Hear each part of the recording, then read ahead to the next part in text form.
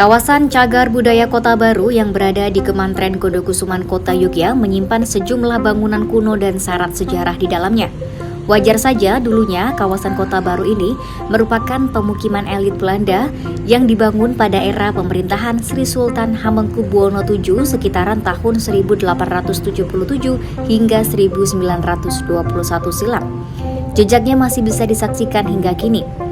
Di kawasan ini berjajar bangunan rumah megah dengan arsitektur Belanda yang masih berdiri kokoh. Satu di antaranya adalah bangunan bernama Babon Anim yang berada di simpang Jalan Faridan M. Noto. Sebagai informasi, Babon Anim merupakan sebuah gardu listrik yang memiliki peran penting dalam pemerataan jaringan di kota Yogyakarta pada masa lampau. Dikutip dari laman resmi Dinas Kebudayaan Kota Yogyakarta, Anim mulai membangun jaringan listrik di Kota Yogyakarta pada 1914, di mana Kota Baru sebagai salah satu kawasan hunian penting bagi masyarakat kala itu dijadikan prioritas. Pada era tersebut, selain jaringan listrik, kawasan Kota Baru pun telah dilengkapi dengan saluran pipa air bersih, telepon, sampai saluran drainase yang lebih memadai.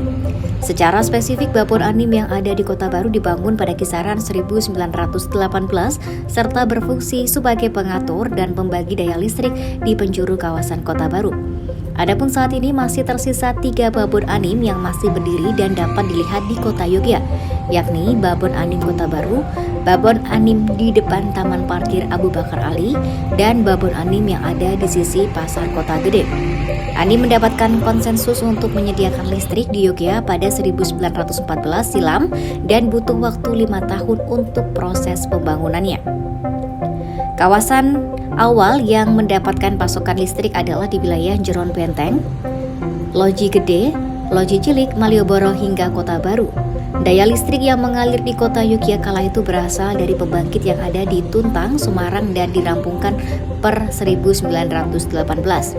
Kemudian pada 1919 terjadi peningkatan permintaan sambungan listrik di Yogyakarta yang membuat Anim pun mulai mengembangkan pembangkit listrik bertenaga diesel yang diselesaikan sekitar 1922.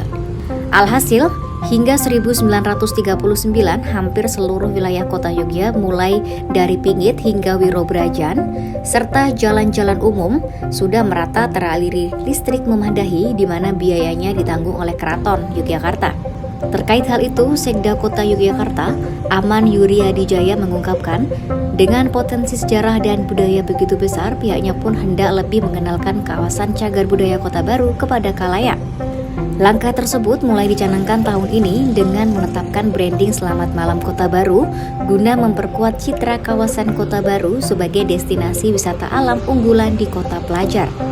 Aman membeberkan Kota Baru yang berlokasi di pusat kota Yogyakarta memiliki beragam potensi yang sejatinya dapat dijual ke wisatawan.